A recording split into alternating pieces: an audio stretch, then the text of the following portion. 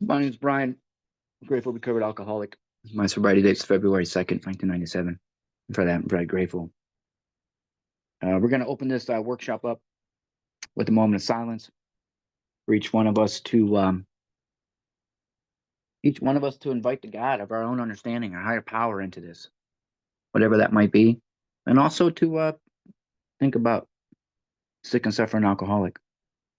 Please clear away your. Please come. Please make your own space. Where you can be not distracted for the next hour or so, because it's all about you, you know, and it's about growing. And so if you can just, make sure you have your own space. And so, for me, I like to have my own space, but I like to invite God into that space. And so we're going to take this moment of silence and do that. And then also remind ourselves that it's still sick and suffering alcoholic. And we'll just take that moment right now.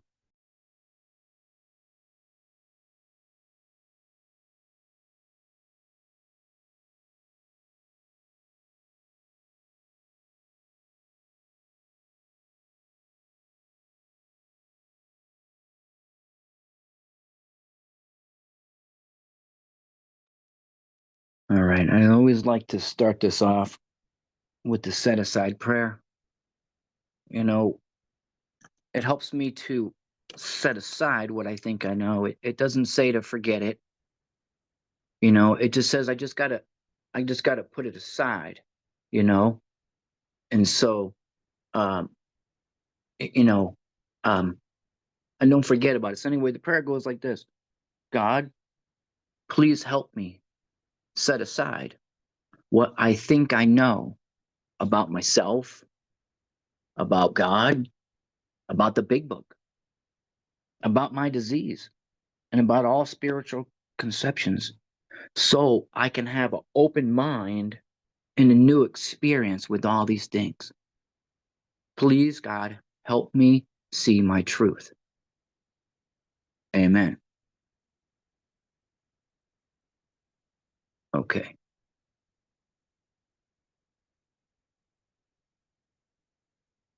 Yeah, we're at step 10 now, and we're going to pick up right where we left off here on page 84. And I'm going to start in the middle of the page. It's right at the end where it says they will always materialize if we work for them. And it's right at the end of these 9-step promises. It talks about, in these 9-step promises, it talks about self-seeking will slip away, right? Self-pity will disappear. Uselessness and self-pity will disappear. Man, these things used to dominate me. Fear of people will leave us. Man, this stuff, I used to be driven by fear, 100 forms of fear. Fear drove me to do all kinds of stuff, right? So now it's telling me that fear of people is just going to leave me. Self-seeking is going to slip away. Self-pity and uselessness will disappear, right? And I'm going to know serenity and peace. And I'm taking that serenity and that peace. And something's happening here in these 9-step promises, because all these things that I inventoried in step 4 are just disappearing, right? They'll leave us. Fears are leaving us. Fears are falling, right? Self-seeking, now my self-seeking actions will slip away because I'm not acting like that anymore. I'm not acting out like that, right? I become aware. I start to become aware of these things. Then it says, this thought, and they're referring to the thought of these promises coming true. Is what this thought brings us to step 10. So we're talking about, all the work that I've put in up to this point, and then these promises are happening. And when you look at these promises, the things that are disappearing, the things that are going to leave us, man, those are things we really inventoried in step 4, quite a lot, you know. And so this thought brings us to step 10, which suggests we continue to take personal inventory. So my inventory I did in step 4, that's not it. That's not the end of it. I'm going to keep doing inventory. And so this inventory that we're talking about in step 10, I wrote above personal inventory, it's a spot check inventory. So this isn't so much about writing as it is going through the process in your mind and being aware. You see, step 10 is about tapping into this new conscious awareness now that we're starting to develop. We started to develop it back in step 7 when we became aware of a defect and started using that prayer as a defect removal. You see, we're starting to get this new awareness now consciously, right? We're consciously becoming new awareness of my thoughts, my actions, my feelings, a new awareness, right? I'm starting to become really aware of what's going on, not just in my head, but also what's going on below the surface inside, you know? So we continue to take inventory. So we do a spot check inventory. And we continue to set right any new mistakes. So any new mistakes from this moment forward, any new mistakes, we're going to make them right as soon as we can. We're not going to let it sit for years or months or weeks or until we're ready. It says continue to set right any new mistakes as we go along. We got to set right any new mistakes from this moment on as we go along. It says we vigorously. I like to think the word vigorously. I remember there was a word. I think that word was in step 4, right? Vigorously, right? That's with a lot of effort.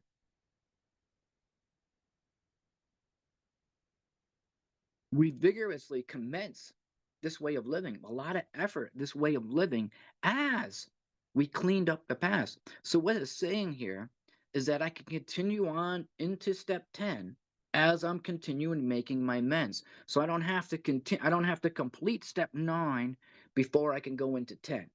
Now, I had a misconception when I was sober, a long time ago. I had a misconception that I had to finish step 9 before I could move into 10. And I suffered because, you see, one of my amends is I got into a car accident and I didn't have any of those car insurance. So basically, I totaled his car and I had to pay for it. And we're talking thousands and thousands of dollars. And it was taking me years, so I would have suffered. And then I realized my sponsor said, "What are you doing? Wait a minute. No, you know, it says, as we cleaned up the past, we commenced this way of living as we clean up the past. That way of living, it becomes a way of living. This is what we're talking about. With vigorous commence this way of living. We're talking about this way of living is taking inventory of ourselves, an honest inventory of ourselves, making amends when we set right any new mistakes. See, it's vigorously this way of living as we clean up the past. The next line is a promise. It says, we have entered the world of the Spirit. Now, I like to think that by this point in time, everybody has started to develop some sort of a prayer life. When I was new, my sponsor got me into prayer meditation, immediately. And then I even saw even on their solution on page 25 where it talks about we only have 2 alternatives, go on to the better end or accept spiritual help. And that moment I was like, okay, well, how do I do this? What's this, what do I start? Because I don't have a clue, and for me, he said, we start with morning meditation. We learn to kind of open up that channel, and it takes a little while, it just takes a while, and you work at it. Eventually, you get into this world of the Spirit where it talks about, for me, this world of the Spirit is this place that I go inside. In my morning meditation, I go to this place inside where it's just me and whatever I believe in. It's just me and God inside here where it's safe and protected. Think about that 3rd step prayer we had talked about back, page 60, right? Protection and care. That's what I feel when I'm in here, when I'm in that spiritual place with God. It's safe and protected, that for me to explore my spirituality and explore that relationship with that power of God. It's all about that relationship going to grow. So in that spiritual realm, I'm able to explore that relationship and grow. I've entered the world of the Spirit. I've been living a spiritual way of life now. So I go to this place within myself, right? This place where it's safe and protected, where I go in my morning meditation. I also go in the same place when I'm done doing my nightly review. right? I go into meditation. Anytime I go into meditation, I go into this place where it's safe and protected. And then, when we enter the world of spirits, we take this spiritual place and we project it outward. You think about that. We project that spiritual place inside outward, you know, in all our affairs and all that we're doing. It says our next function is to grow in understanding and effectiveness of living in the spirit, of living in the spiritual way of life, and understanding and effectiveness. It says this is not an overnight matter, you know. It should continue for a lifetime of growing in understanding and effectiveness, a lifetime of growing. This doesn't say anything here about maintaining. It doesn't say anything in here about staying the same, because the natural law of the universe is change. Nothing ever stays the same. And if you don't believe me, all you got to do is look outside your window and you're going to watch the seasons change every day. You see, it's just everything, nothing stays the same. We're always, so I believe for me, either I'm growing, right? Growing spiritually, or I could be suffering, you know? And so, you know, the whole idea, I talked about this before, is to come to a place where you're content and your ego is right sized. Think about that. Most of my inventory, right, that I inventoried, most of it was all about my ego and living in an unconscious state of being, creating resentments and fears, selfishness, dishonesty. That's all in an unconscious state of being. Even when I was conscious, man, I didn't even care the way I was treating people. I didn't care at all, you see, until I went and did inventory. Now, something happens. Once I do the inventory of all my unconscious behavior, right? Something changes in me. Once I see my truth, I realize I don't want to be like that anymore. And that's that magic. That's God doing it. God's doing his work. And that magic happens. And I realize, that there's a better way for me to be living. It says continue to watch. And I'm going to stop here for a second because actually, I'm going to just go a little bit further. It says continue to watch for selfishness, dishonesty, resentment, and fear. Now, I've been talking to you a lot about the four absolutes. I had one of those cards, about the four absolutes quite a lot. And Bill couldn't put them in there because it would have been plagiarism from the Oxford group. But you can clearly see right here where it says continue to watch for, there's all four of them, because you got continue to watch for selfishness. One of the four absolutes is unselfish. And then you got dishonesty.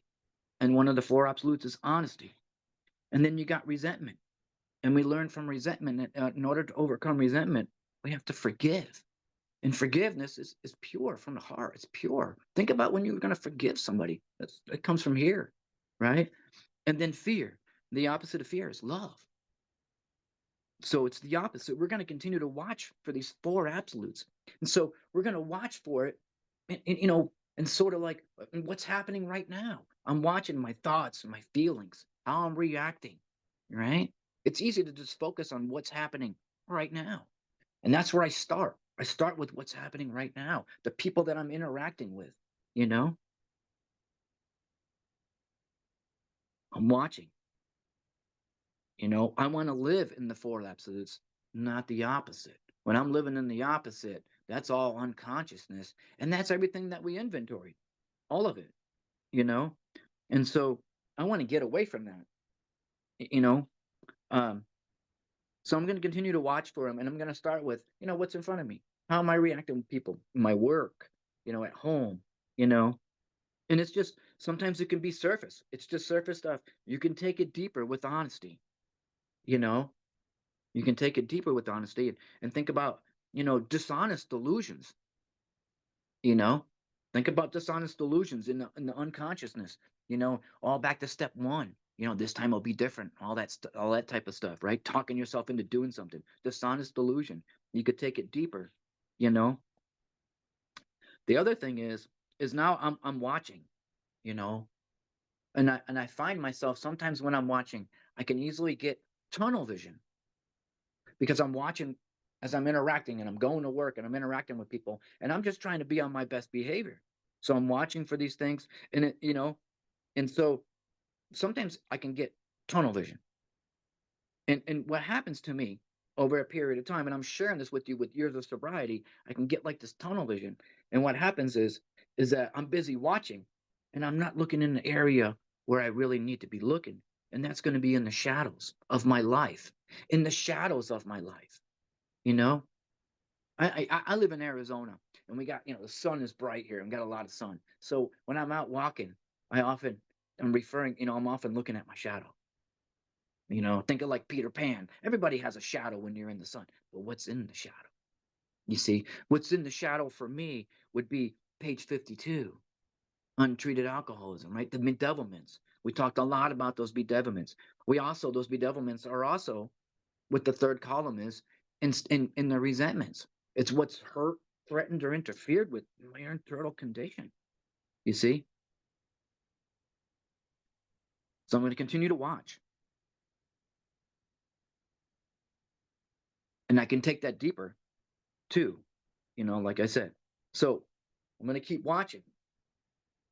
So again, step 10, it's about having this consciously awareness, So it's not like I got my binoculars out and I'm like just kind of doing one of these, where I'm on the tower and I'm looking out and I'm kind of looking. It's more of an awareness up here in your mind. You become more aware of what you're thinking and what you're doing and how you're treating people and what you're saying to people, right? Remember before, I think it was back on step 6, and I said, I want everyone to go out and act on your best, the good Samaritan. I want everyone to act on their best behavior for a week and see how that goes, because we're really good at being actors. And that experiment went really great for everybody, you know? So again, we're going to watch. And then it says, when these crop up. So it doesn't say that in step 4 that they're gone and they're never going to come back. It says that about fear too. It doesn't say that fear is gone and never going to come back.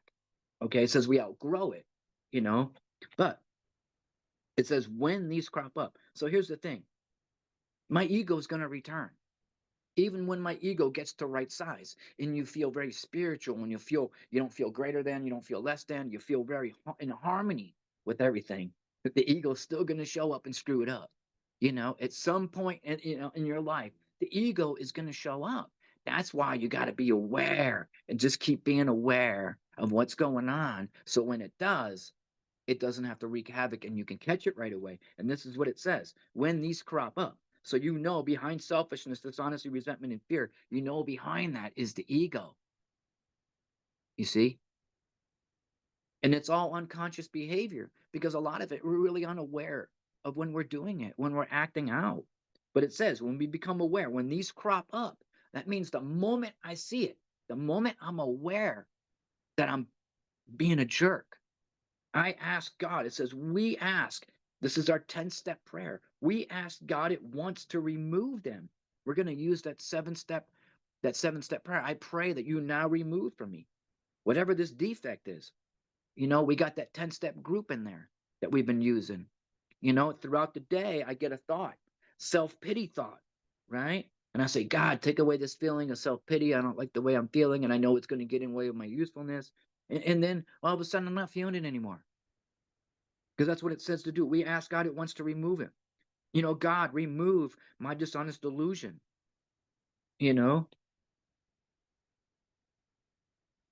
So we watch and then we ask.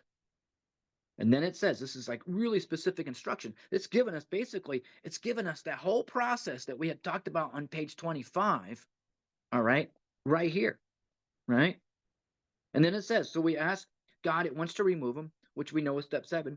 And then we discussed it with someone immediately, which would be step 5. So we watch, we ask, and we discuss. And we make amends quickly if we've harmed anyone, which we know is step 9. And then it says, then we resolutely turn our thoughts to someone we can help. So it's watch, ask, discuss, and turn. So I'm going to watch, ask when it props up. I'm going to ask God to remove it. I'm going to discuss it with somebody if I need to. And then I'm going to turn my thoughts to who can I help? I got to get out of self. Remember, if the problem is being in my head, then I need to get out of self. And the only way to get out of self is always to help other people. So here again, how many times have I said this? I'm on this specific step. Here I am at step 10, and it's already telling me to turn my thoughts to people I can help. It's already telling me I can help people, even though I'm on step 10. I thought that was pretty cool, honestly. I remember I kept telling my sponsor, when can I start helping people? When? He goes, right now. You can start doing it, you know? So it says, the next line down, it says, love and tolerance of others is our code. Love and tolerance. It's telling me how to live around other people. You see, very specific instruction. Love and tolerance of others. I'm going to learn to tolerate and love others, right? It's telling me specifically how to live. Remember, tolerance goes all the way back to page 70, right? We learned to have patience and tolerance. Now it's telling me love and tolerance of others is our code.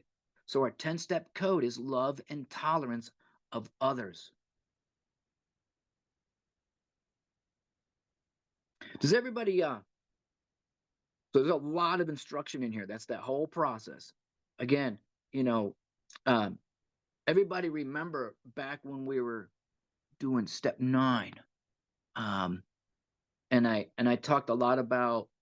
I pointed out in the book where unconscious behavior was. Does everybody remember when I did that?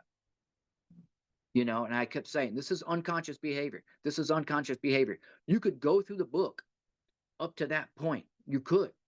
And you could really see where unconscious behavior was, and you'd been living that way and never even knew you were.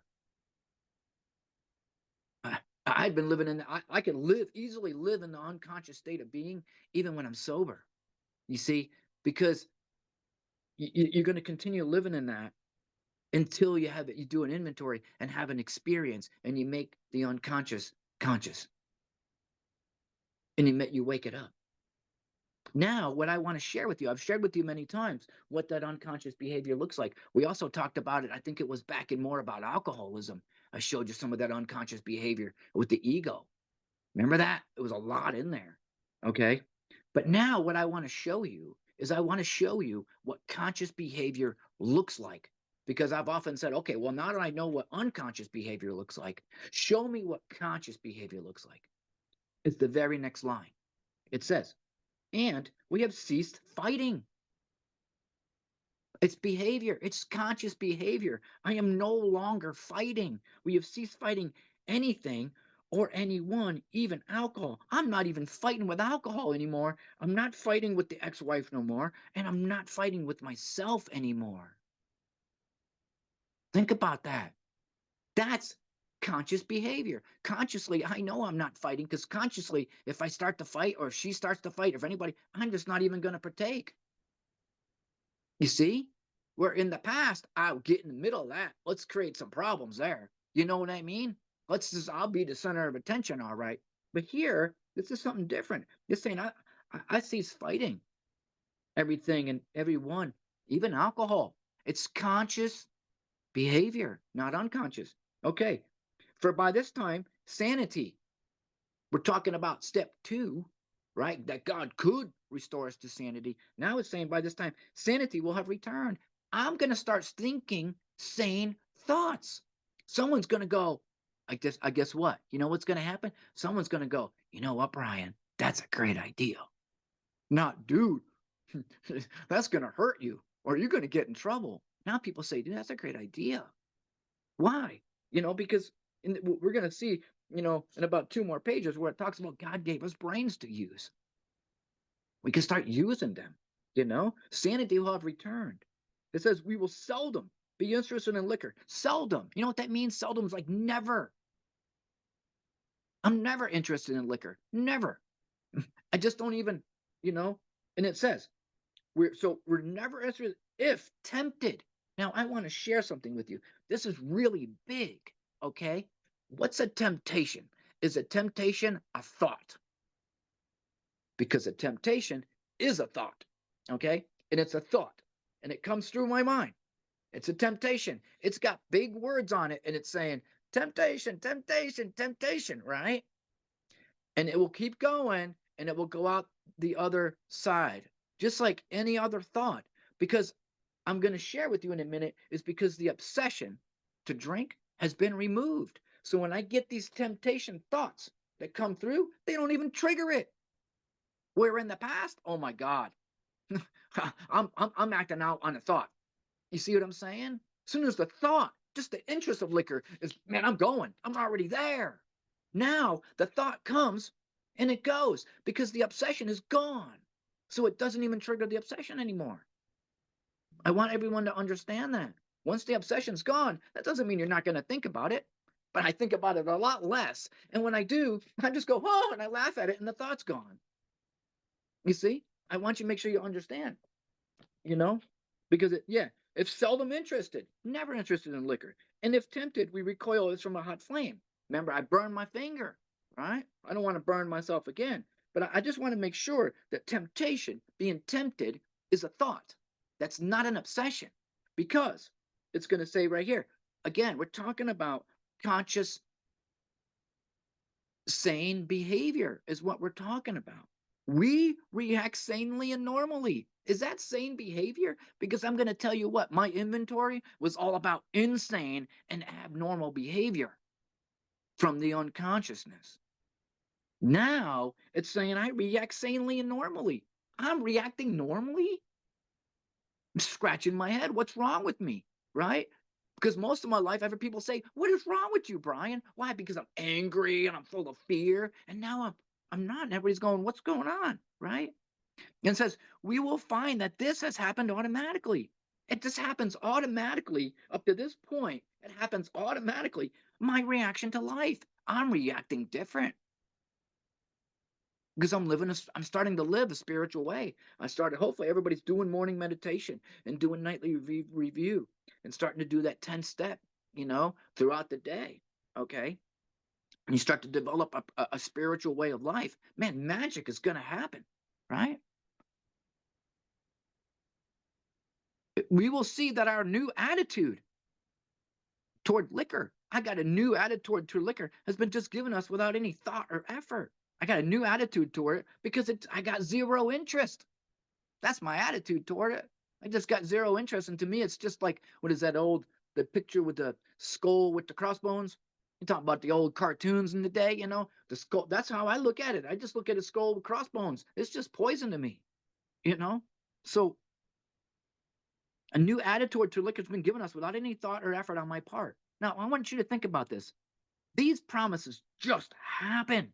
All my thought and effort has been up to everything from 4 to 9.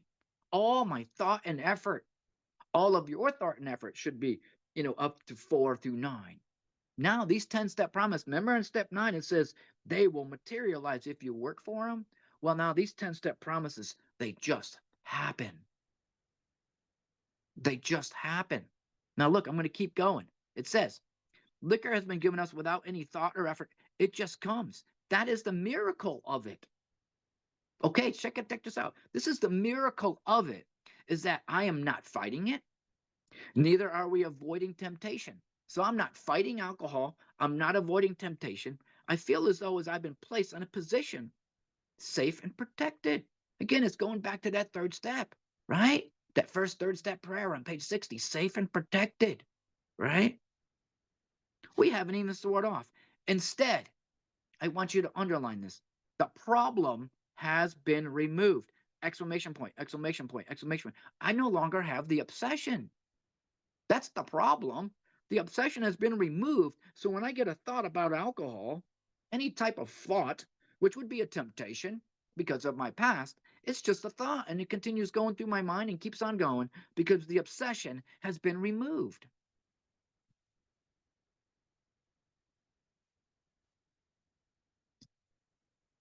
It says it doesn't exist for us. When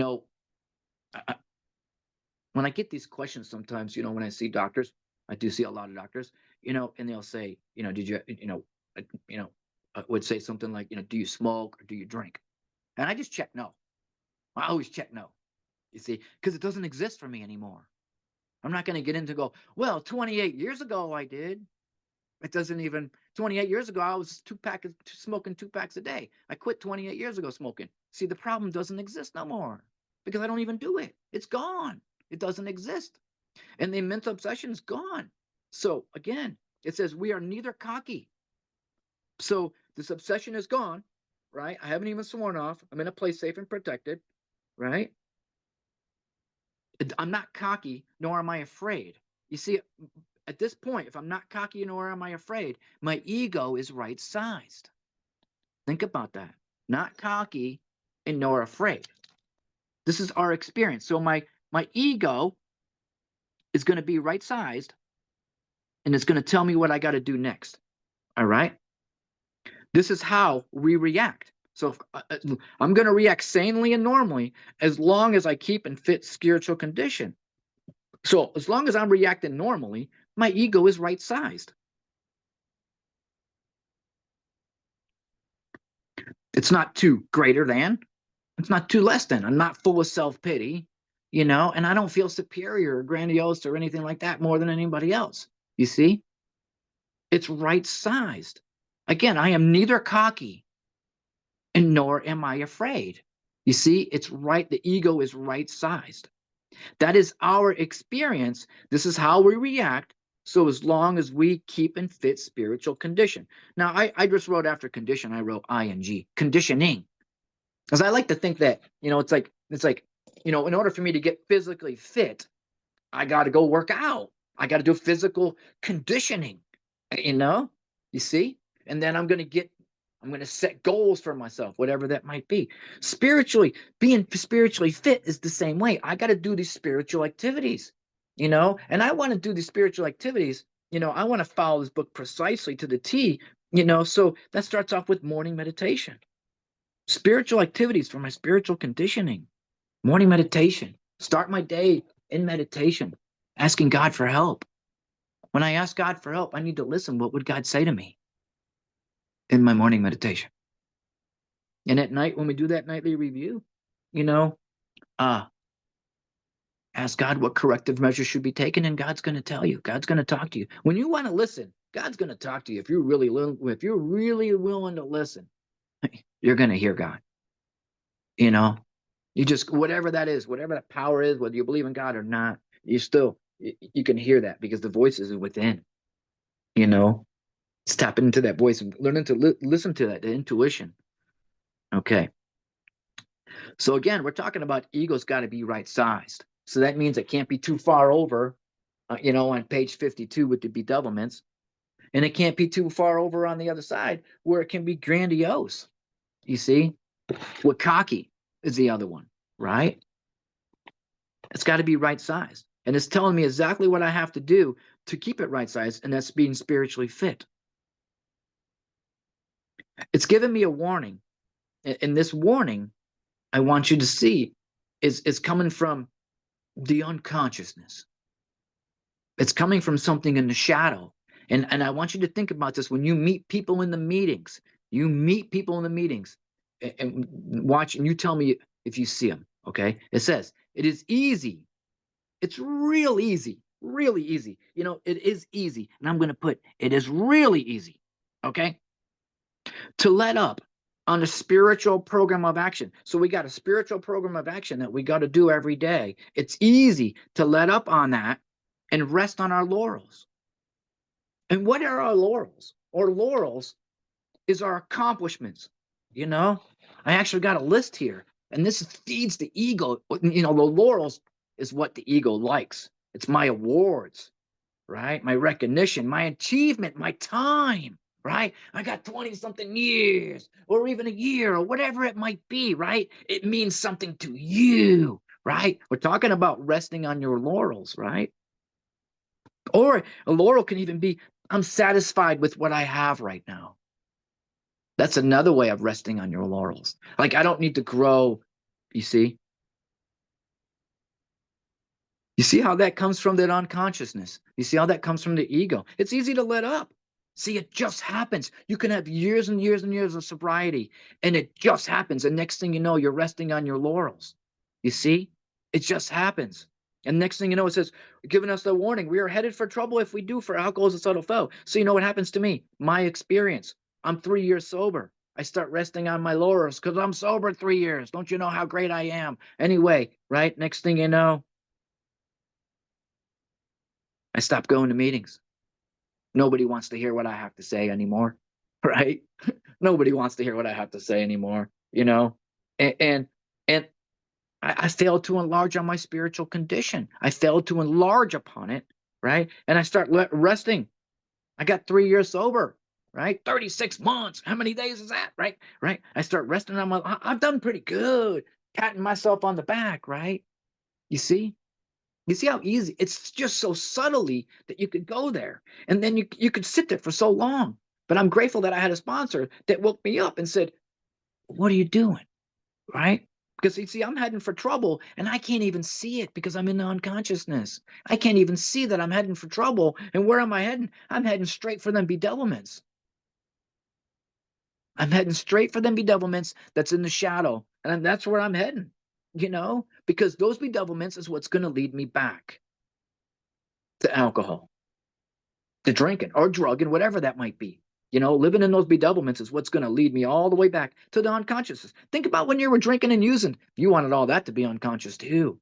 I like to think of the unconsciousness as a place where I hide things that I don't want anyone to see. I want to forget about it. That's why it's called the unconsciousness. I don't want to consciously remember. I want to forget, and that's where I'm hiding all the things I want to forget that I don't want anyone to see, all my bad behaviors and all of that. It's going to be in the unconsciousness, in the shadows. But it says we're heading for trouble for if we do, for alcohol is a subtle foe. It says we are not cured of alcoholism. I'm not cured. I say I'm recovered. I'm recovered from that hopeless state. Remember what it was like in that hopeless state of being, of mind and body? And I am nowhere near that, right?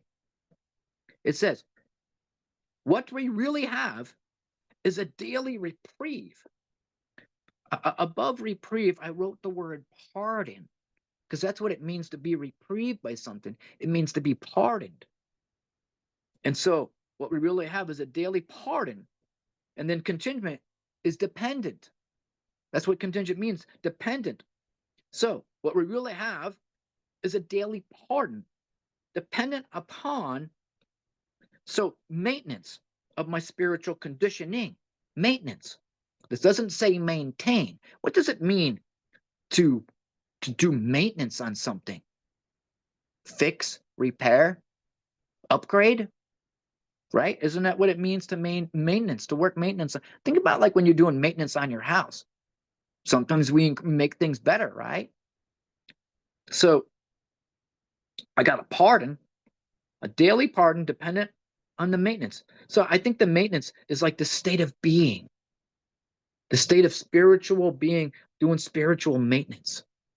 You see, I got to be in that spiritual state to be able to do that maintenance. I like to think that my work area for doing this maintenance is somewhere in that spiritual place where I'm in that spiritual state of being. Does that make sense? We could call it like a laboratory, but it's something it's within yourself. Remember that safe and protected place you go in there with God and you go and do your morning meditation? This is where I'm going to be doing that maintenance of the spiritual condition, is in here, safe and protected, where I can explore that spiritual stuff in, you know, again, it's a state of being. Spiritual conditioning every day. See, it's telling me what I need to do every single day. So before I go any further, first I got to continue to watch. I got to watch for the four absolutes, And then there's a couple other things in there, more than the four absolutes. Remember, we go back to page 70 and there was like tolerance and patience. I got to look for impatience when I'm impatient. Because you know what? I'm going to tell you something. The ego does not like to be stopped.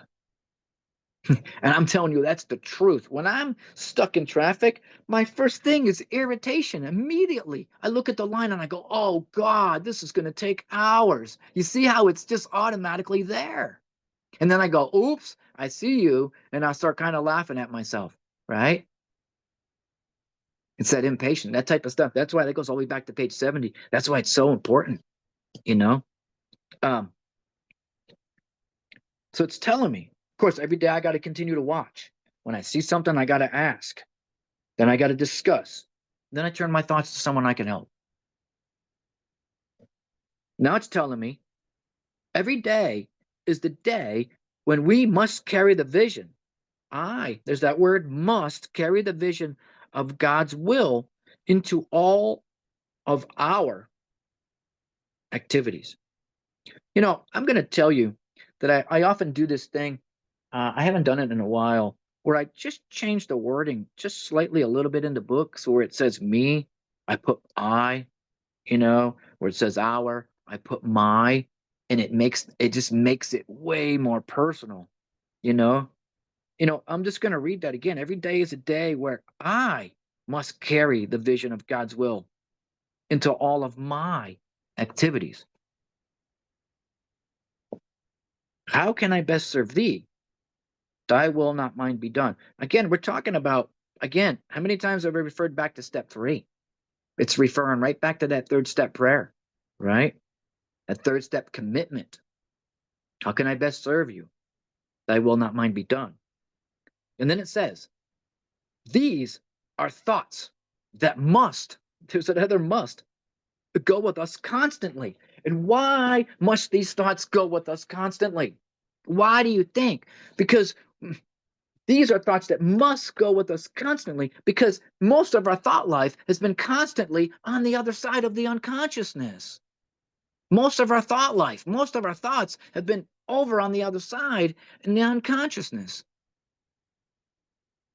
Most of the way I've been living, until you have an experience and you become awake, your whole life's been on the unconsciousness because you're asleep, you know?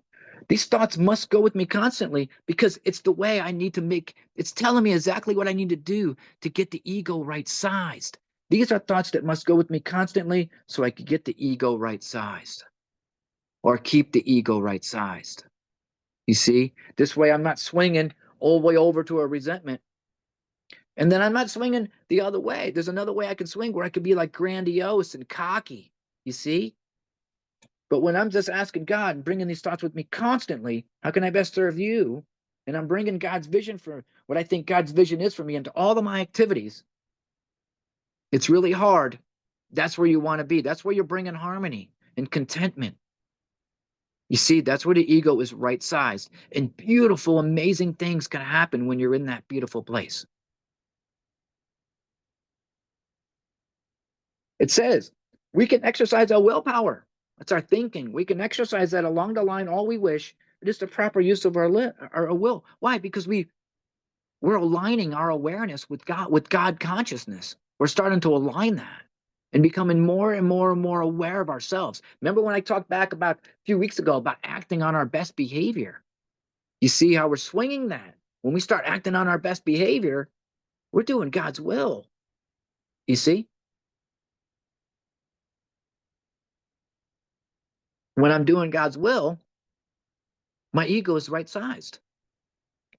I'm not any better than or any less than. Man, I tell people all the time when I sit down and do the work with you, I'm eyeball to eyeball. Joe and Charlie talked about that, eyeball to eyeball. In AA, somehow somebody wants to think that someone comes in here and's got 3 months, and then you got another guy that's got 28 years, and somehow the guy with 28 years is some kind of god or something. And the fact is that we're equal. I'm just another alcoholic just like you. And I like that. It doesn't put me on a pedestal. We have a tendency to want to do that. Someone's got 50 years and you're like, whoa, he's some kind of, you see, we have a tendency. But the reality is that when we sit down and do the work, I open my big book, you open your big book, and we're eyeball to eyeball. We're even. I'm not any greater than Atlanta. And here's the thing, when I open my book and you open your book and we're going through it like I am now, I have an experience. I experience stuff from you. And it doesn't matter how long you're sober. You could be sober a month and we're going through the work, and I can still learn something from you and have an experience because I just never looked at it that way. You see?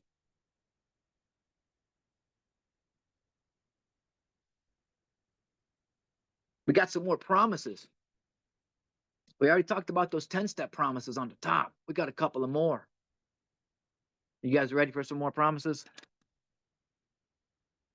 It says, much has already been said about receiving strength, inspiration, inspiration, and direction from Him who is all knowledge and power. Him is capitalized. You know what I'm talking about? They're talking about God, or whatever your concept is. By this point, it's not even an issue.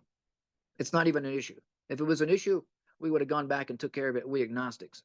You see, it's not even an issue. And you see capital Him, it means God, right? Or higher power. So much has already been said about receiving up to this point strength and inspiration and direction from God.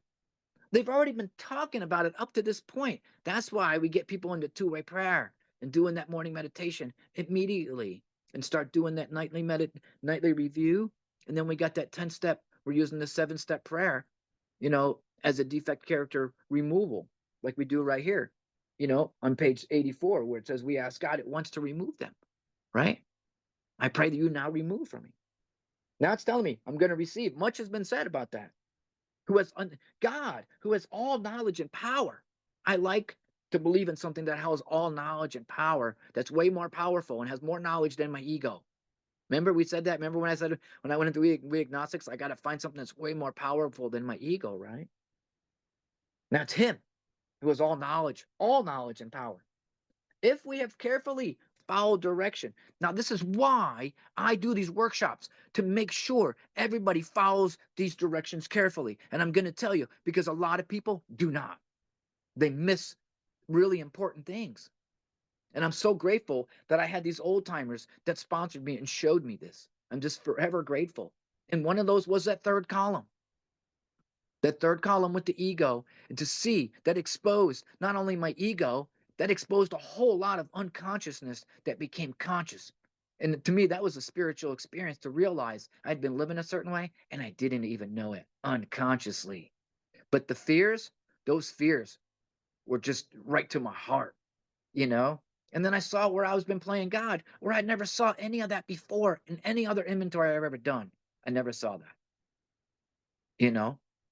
Not only that, but I also saw in the sex inventory that selfishness, dishonesty, and inconsiderate was more important. My actions and how I treat people was more important for me to see that than it was on who I did it to. To me, I always thought it was more important on who I hurt so I can go amends. Well, I learned in the sex inventory, it was more important for me to see where I'd been selfish, dishonest, and inconsiderate than anything else, because it's the first question. It's more important than anything else, so I can stop doing that and stop being that way. So it's important that you carefully follow directions laid out in this book, because now it's going to give me a really important promise. It's going to say, if you have carefully followed direction, this is what's going to happen. We have begun to sense the flow of His Spirit into me. Wow, this is pretty powerful. It's telling me if I follow the direction to this point, I'm going to sense the flow of the Spirit into me, or flow through me. I'm going to feel something, right? To some extent, we have become God conscious. Now, I've talked a lot about the consciousness and the unconsciousness. Now we're talking about God consciousness. I like to think of God consciousness as sort of inside your consciousness, but it's just a higher level of thinking. Okay? So you got your consciousness, and then you got the God consciousness right on the top. And then you got the unconscious down below. Does that make sense to everybody? And we just developed, it says right here, we have just begun to develop this vital sixth sense. We have just begun, just from doing the morning meditation and doing what we've done up to this point, we have just begun to develop this vital sixth sense. That means that God consciousness is going to develop even more. The more that you awake the unconscious, the more that you're going to become more conscious, the more that you can have more God consciousness. The more you open up to that two-way prayer in the morning, the more you open up to that prayer in the evening, the more you open up to the spot check inventory and asking God and get in the habit of doing that process, the more God consciousness you're going to have. You're going to learn to trust it. Trust that God consciousness, and it's going to lead you places you could barely never even imagine, right? We learn to trust. Remember we go back to fear inventory. We learn to trust, rely, and depend upon that God consciousness, that power. We must go further, and that means more action. Now, I'm going to stop at step 11, and I'm going to stop right there because that's when we're going to expand that God consciousness that we've already started. Okay? So I got a few more things before we wrap it up. All right? I want to share a couple of things here. I think is going to be real helpful. Once you've seen the two different types, you see the two different types of inventories now. In a sense, it's one inventory. Now I'm going to tell you what I've done is at the end here I'm going to present you with I'm going to screen share an inventory that I've created from everything that you've learned up to this point. Everything that you've learned up to this point, you're going to start to use now. Every morning in your meditation, ask God to show me the way of patience, tolerance, kindliness, and love.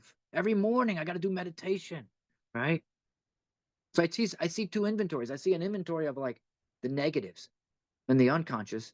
Then I see an inventory of the consciousness. You see, it's like two inventory, right? But I got to look at both sides to know where my ego is. Because my ego, I need to keep the ideas to keep your ego at right size. So you're not going around and creating confusion as you did back in step 3. You're going around and creating harmony everywhere you go.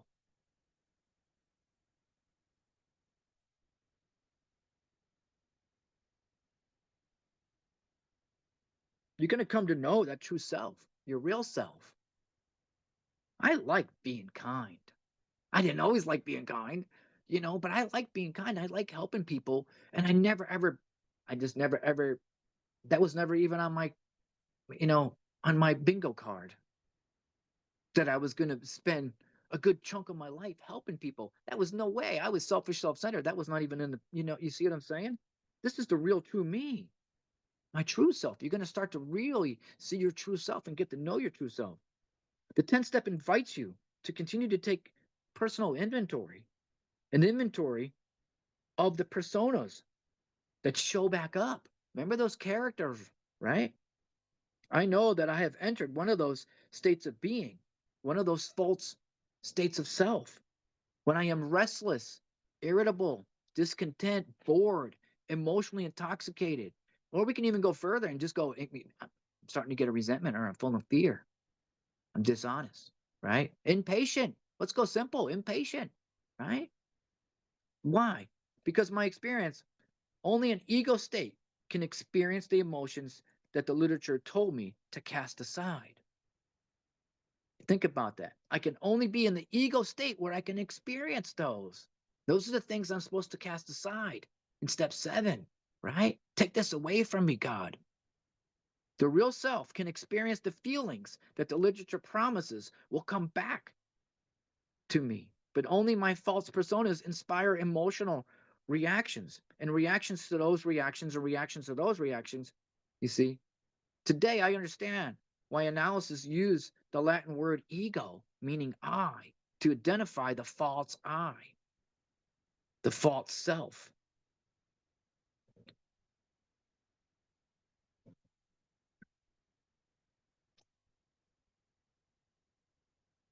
If another person is involved in the alcoholic having entered into those states, he talks to them if possible, and he immediately sets right the wrong he has created. Sometimes you have to understand that, you know, I'm sober 28 years, and I'm just sharing my experience of 28 years. Okay. And my experience is that sometimes these things are in the shadows.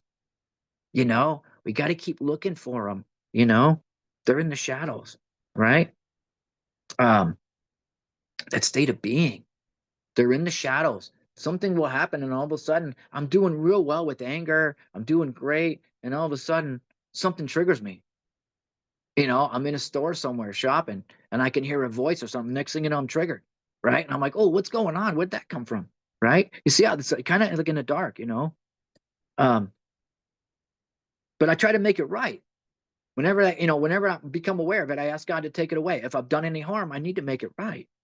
It says, we have ceased fighting anything and everyone. You're conscious now. That's why you cease fighting in everything and everyone, is because now you're conscious. You got awake in step 5, the beginning of that experience, 5, 6, and 7, right? You're awake now. That's why you're not fighting anything or anyone, because you're consciously aware of yourself. You're experiencing a sense of oneness, the fact that you're going to be guided through the course of the day by a new force, a new power.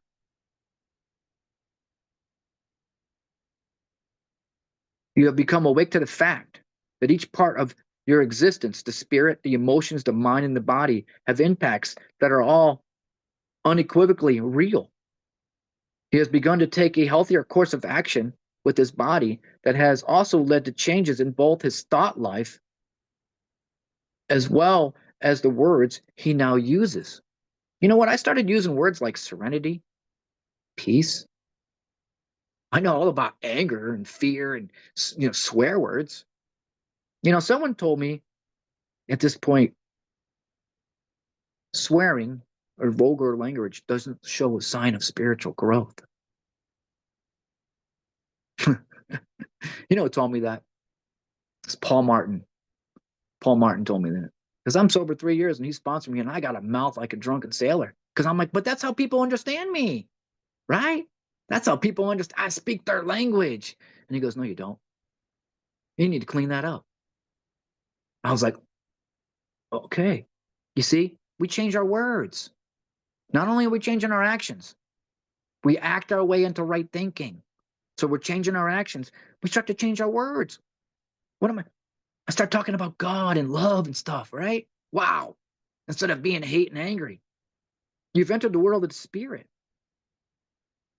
In that world, in that world of the spirit, you're experiencing oneness with your higher power, oneness with God, and the oneness with your true self. Now, for the first time in your life, the full integration of body, mind, and spirit materializes. To maintain that state of existence, the alcoholic will continue an exciting and constructively creative process, actively looking for and identifying any false persona that might arise until he fixates in a full and final understanding of who he really is. So I'm going to keep watching and looking, and each time I do that, I'm discovering more about who I really am, my true self. Who am I really, right?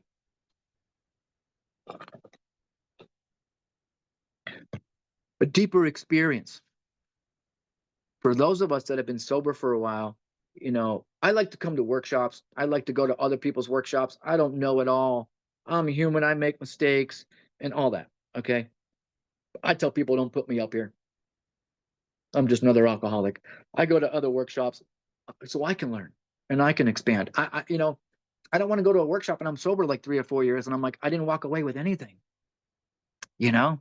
So I always like to say at the end of each, if you want to have a deeper understanding with your relationship with God, a deeper understanding with whatever it is that you believe in, a deeper understanding of step 10. This is what I want you to do. This is what I was told to do. This is what I want you to do. For how many days it takes as a part of your morning meditation. So you're going to have to expand your morning meditation if you're already doing it. This is part of your morning meditation. I want you to begin to look at the areas of your life on page 52. It's the bedevilments. And you're going to look at the areas of your life: money, relationships. Again, bedevilments was relationships, right? Emotions, work, children, spiritual life, recreation, right? In all areas of your life. I go 7 areas. I can list them for you in a little bit here. You're going to write out what is your vision for God's will for you in every single one of those activities. spiritual, mental, emotional, financial. What is the vision for God's will for you in all of your activities? Now, I'm going to give you some of the list here. So the first one I got a list, is going to be spiritual. Okay. Again, what's the vision of God's will for you spiritually? The next one is, what is the vision for God's will for you physically? What's the vision for God's will for you emotionally? For me, it's having emotional sobriety and being balanced and being at harmony. Okay. I'm just using, my vision here. And what is it? The next one is going to be mentally. What is the vision for God's will for you mentally? These are really, take these into meditation. I take one in for a day or two. In the morning meditation, I get an answer. It might take me a day or two to get an answer on one, maybe 3 days to get an answer. You see, I'm just working it, sort of molding it. So mentally, and then you got 1, 2, 3, 4. Fifth one is financially. And then relationships. What's the vision of God's will for you in all of your relationships? This is pretty powerful stuff, man. You know, you're creating like a whole nother side of this ledger over here, man. You know, and then what's the vision for God's will for you financially? Or I already said financially. Um, what's the vision of God's will for you with the community? I like to think, what's the vision of God's will for me, like with AA?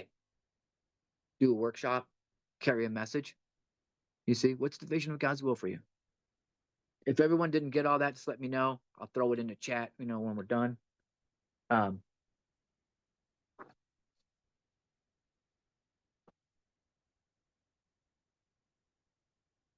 I think it's really important to understand, to know what the vision of God's will for you is in all your activities. You knowing that, when you try to go on the other side of the, you know, resentment, fear, selfish dishonesty, you see, when you know what God's will is for you, and you know when you do that, how that makes you feel, you're just not going to go over to the other side too often.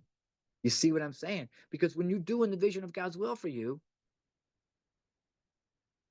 the ego is right sized. You're in harmony, and you're going to feel that. You're going to feel that harmony. You see? You're just not, you're going to enjoy that so much. You're just not going to want to go over there anymore. That's the dark side, you know?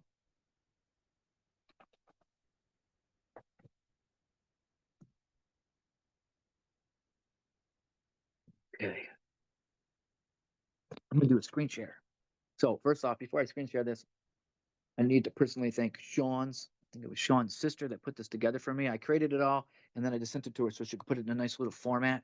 And so, what I've created here is I created a 10-step. I did like a little ledger where I put all the, all the defects on one side that we covered in step 4, the 4 absolutes. And then I did on the other side too. Anyway, God's will on one side, self will on the other. Okay. Um, and then I got the shadows, the things to look for in the shadows. Now, what I'm going to ask you to do is the way I used to do it is, I was taught to do something like this in the beginning just to kind of help me. And what you would do is each time throughout the day, let's say, I'm in this 10-step group that we got on WhatsApp, and I'm like, hey, God, take away the self pity.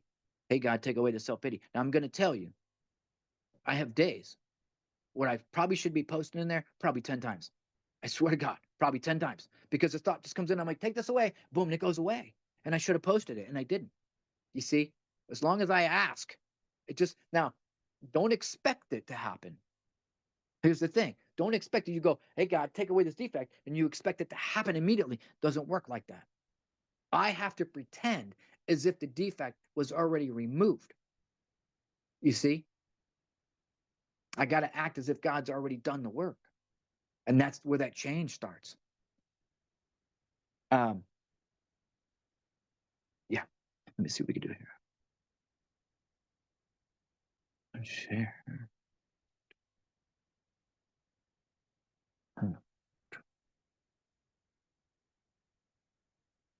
All righty. I can't. Oh, when I screen share, I can't see nobody. Um, You know what? I don't know. I see. I don't know. I can't see anybody, so I don't know if anybody can. Anyhow, I'm just going to explain this real quick, and everybody sees. We're going to go on the left side, top of the page, step 10, spot check inventory. God, help me to carry the vision of your will into all my activities. But you got to understand what the vision is. You know, how can I best serve you? Your will, not mine, be done. Amen. So we got the 10-step prayer. We got this little checklist. So we got resentment, fear, selfishness, dishonesty. Those are the 4 absolutes. You can see on the other side: purity, love, unselfishness, honesty. And then you got impatience, intolerance, which comes from page 70, unkind kindness, and then self-seeking and self-sacrificing. All right, keep it simple. So you could see on the other side, on the left side, it's in the shadows. In the shadows is when I'm hurt, threatened, or interfered with my internal condition, whatever it might be. It's something's interfering with my state of being, whatever state of being I was in, and I'm hurt, threatened, or interfered with. And that immediately, from that third column, as you learned in the inventory, it immediately triggers my bedevilments. And it doesn't matter what it is, it can trigger all the bedevilments, you know? So that's what's behind in the shadows are the bedevilments. And that's all in the unconscious behavior. That's your unconscious behavior. And part of that unconscious behavior is resentments, fear, selfishness, dishonesty, impatient, intolerant, unkind, and self-seeking. You know, there's no power in that. You're powerless. We feel and then act and react. We produce confusion. We have to use that defective character removal prayer. My creator, I am now willing that you should have all of me, good and bad. I pray that you now remove from me, and then name the defect of resentment, which stands in my way of my usefulness to you and my fellows. Grant me strength as I go from here to do your bidding. Amen. I'm going to ask God to remove it, my selfishness. As soon as I become aware, watch, and then ask. On the other side, on the right side, is conscious behavior. Again, I referred back to spiritual liberation from page 55 versus referring to page 52 to be doublements. And the reason why is because that's what I feel now. I feel spiritually liberated, spiritually freedom, you know?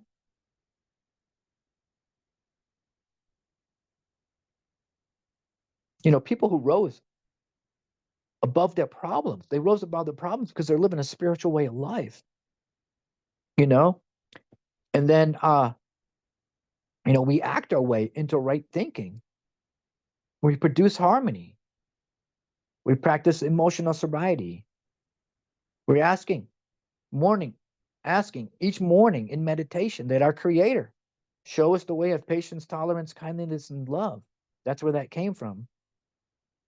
Um, a kindly act once in a while isn't enough. We have to act like a good Samaritan every day. We got to act. Remember, we act on our best behavior.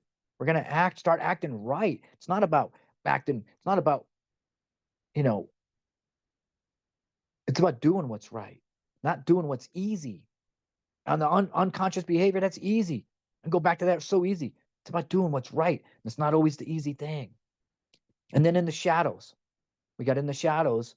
So we got shadows on both sides. We got the bedevilments on that side. And on the right side, we got these shadows where you got to think about it. When the ego can be over, the ego can get cocky and arrogant and grandiose, superiority and conceited.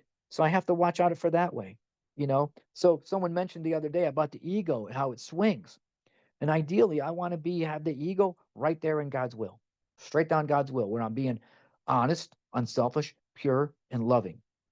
And when I'm there, my ego is right sized. I don't want it to be over on the other side, and I want it to be over, in the shadows on the right side either. I want it to be right there. I have this in PDF form. The other thing I want to put down is conscious behavior. There was a space here, and I didn't have time to add it, but I wanted to add in the 10-step promises. The 10-step promises, when I went over there, are conscious behavior. Conscious behavior. Cease fighting everything and everyone. We're not fighting anymore, right? I react sanely and normally. That's conscious behavior. I'm consciously aware to how I'm reacting, that I'm reacting sanely and normally. And it just happens. The problem has been removed. And now I start to develop from living in that conscious state of being, I start to develop God consciousness now.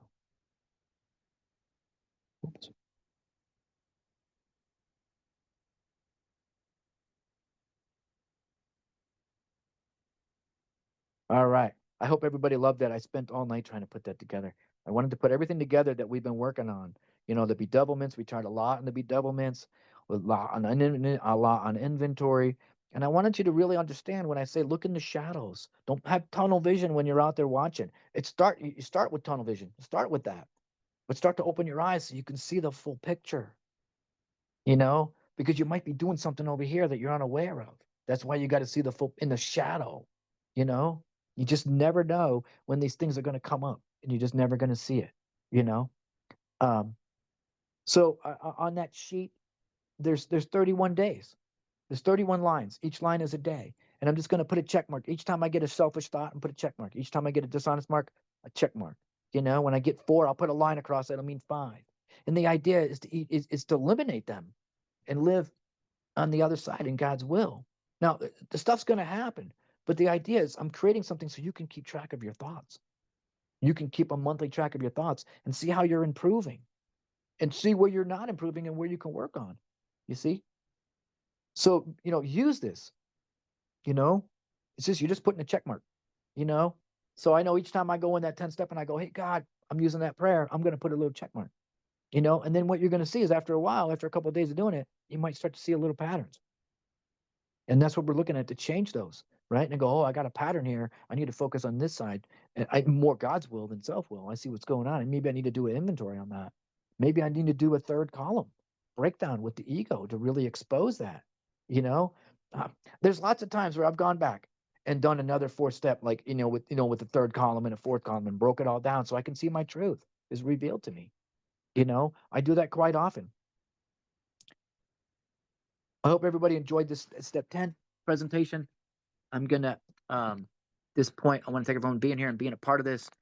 And I hope I left everybody with a lot of takeaways. This that page that I screen shared, I have it on PDF. Sean's sister is just finishing up for us. Once she's done with it, I'll post it in the group so you all can use it. Okay. If you got any questions or anything to step 10, give me 1 minute and I'll answer them. I'd like to close this the same way that we started it. Again, the moment of silence for the still sick and suffering alcoholic that's living in the unconsciousness and doesn't even know it. And we're going to follow that with the serenity prayer.